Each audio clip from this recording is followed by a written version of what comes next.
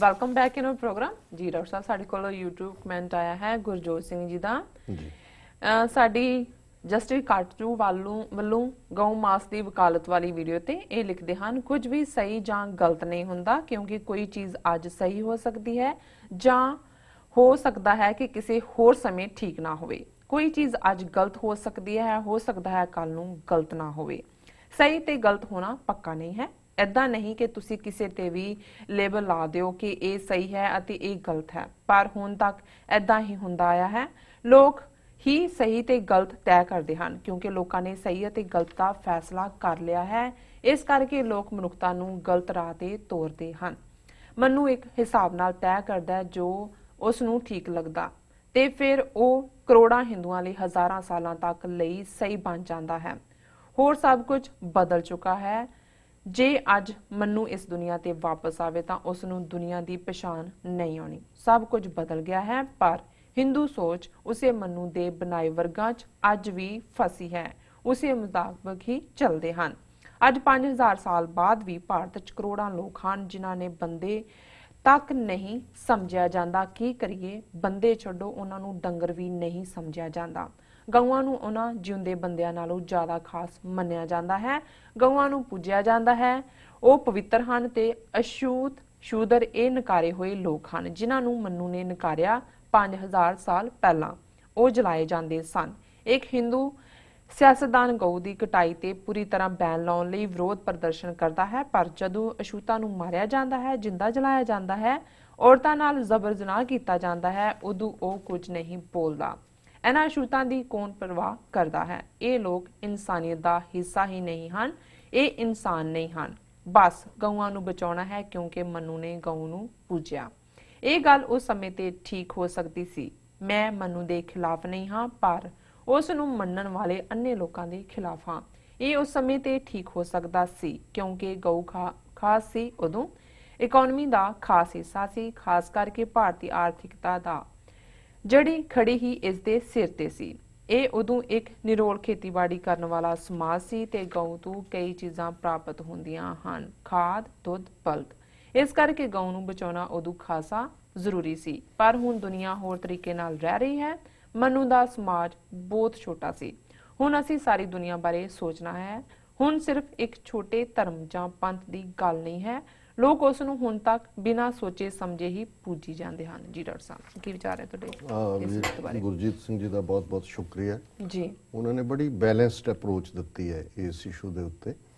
और उन्होंने एक गल बड़ी शुरू च कही कि भी कोई भी दुनिया दे विच ठीक या गलत नहीं हुंदा। और मैं इनू ईवन फरदर एक्सटेंड कई बार कर दें कि ईवन सच या झूठ रैलेवेंट हुंदा है। दुनिया दे विच एक चीज़ एक थां ते एक समय मुताबक सच जापदी हो सकती है, पर एकदम जो उहदा दूसरा व्यू पॉइंट आंदा फिर लगता भी वो सच नहीं सी, वो तो झूठ सी।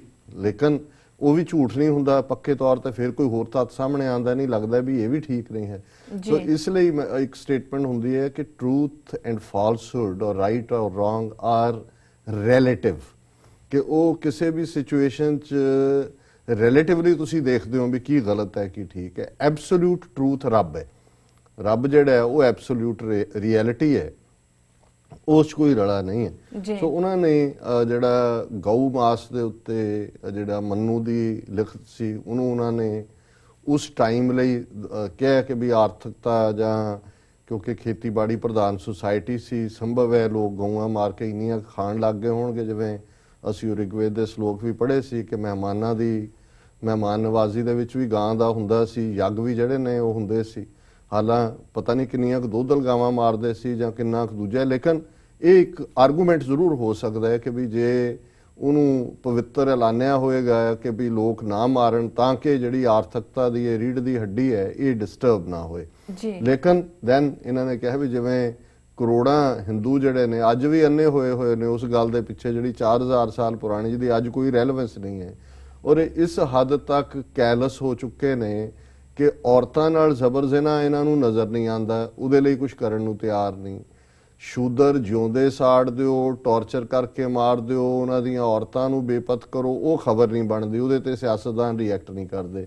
ਪਰ ਗਾਂ ਦੇ ਉੱਤੇ ਜਿਹੜਾ ਉਹਨਾਂ ਨੇ ਉਹ ਹਰਿਆਣਾ ਹੋਏ, ਮਹਾਰਾਸ਼ਟਰ ਹੋਏ, ਮੱਧ ਪ੍ਰਦੇਸ਼ ਹੋਏ, ਹਿਮਾਚਲ ਹੋਏ, ਕਿਉਂ ਜੇ ਲਾਅ ਬਣਾਏ ਹੋਏ ਨੇ। ਔਰ ਉਹਨਾਂ ਨੇ ਅਲਟੀਮੇਟਲੀ ਇਹ ਕਿਹਾ ਕਿ ਵੀ ਅੱਜ ਦਾ ਸਮਾਜ ਕੋ ਮੰਨੂ ਦਾ ਸਮਾਜ ਨਹੀਂ ਹੈ। 4000 ਸਾਲ ਦੁਨੀਆ ਕਿਤੇ ਦੀ ਕਿਤੇ ਪਹੁੰਚ ਗਈ ਹੈ ਔਰ ਜਿਹੜੀ ਇਨਸਾਨੀਅਤ ਹੈ ਉਹ ਕੋਰ ਹੈ। ਜੇ ਅਸੀਂ ਹਿਊਮੈਨਿਟੀ ਨੂੰ ਜਾਂ ਇਨਸਾਨੀਅਤ ਦੇ ਉਸ ਪਾਰਟ ਨੂੰ ਪਾਸੇ ਛੱਡ ਕੇ ਇਸ ਕਿਸਮ ਦੀ ਜਿਹੜੀ ਆਊਟਡੇਟਡ ਹੈ, ਹਾਲਾਂਕਿ ਵਰਣ ਆਸ਼ਰਮ ਆਊਟਡੇਟਡ ਨਹੀਂ ਹੈ, ਜੇ ਵਰਣ ਆਸ਼ਰਮ ਬ੍ਰਾਹਮਣ ਕਸ਼ਤਰੀ ਵੈਸ਼ ਸ਼ੂਦ ਵੀ ਜਿਹੜਾ ਆਊਟਡੇਟਡ ਹੈ। ਔਰ ਕਿਉਂਕਿ ਇਹ ਧਰਮ ਦਾ ਪਿਲਰ ਹੈ ਹਿੰਦੂਆਂ ਦੇ, ਉਹ ਹਿੰਦੂ ਹੀ ਨਹੀਂ ਹੈ ਜਿਹੜਾ ਕਿ ਹੁਣ ਜਦੋਂ ਇਹ ਆਇਆ ਕਿ ਜੀ ਜ਼ਬਰਦਸਤੀ ਮੁਸਲਮਾਨਾਂ ਨੂੰ ਹਿੰਦੂ ਬਣਾਉਣਾ, ਘਰ ਵਾਪਸੀ ਕਰਨੀ ਹੈ।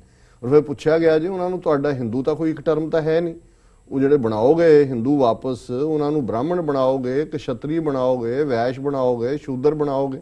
ਤਾਂ ਉਹਨਾਂ ਦੇ ਇੱਕ ਸਵਾਮੀ ਨੇ ਜਿਹੜਾ ਇਸ ਕਿਸਮ ਦਾ ਜ਼ਹਿਰੀਲਾ ਪ੍ਰਚਾਰ ਕਰਦਾ, ਉਹਨੇ ਕਿਹਾ ਜੀ ਉਹ ਮੁਸਲਮਾਨ ਬਣਨ ਤੋਂ ਪਹਿਲਾਂ ਜਿਹੜੇ ਵਰਗ ਦੇ ਵਿੱਚ ਸਨ ਉੱਥੇ ਚਲੇ ਜਾਣਗੇ। ਹੁਣ ਜ਼ਾਹਰ ਹੈ ਮੈਜੋਰਟੀ ਸ਼ੂਦਰ ਸੀ, ਸੋ ਸ਼ੂਦਰ ਨੂੰ ਇੱਧਰ ਬਣਾ ਲਓ ਉੱਧਰ ਬਣਾ ਲਓ, ਪਰ ਉੱਥੇ ਇਹਨਾਂ ਦਾ ਕੋਈ ਕਾਨੂੰਨ ਨਹੀਂ ਹੈ। ਉੱਥੇ ਮੰਨੂ ਫੇਰ ਲਾਗੂ ਹੁੰਦਾ ਹੈ, ਪਰ ਗਾਂ ਜਿਹੜੀ ਆ ਉਹ ਪਵਿੱਤਰ ਹੈ।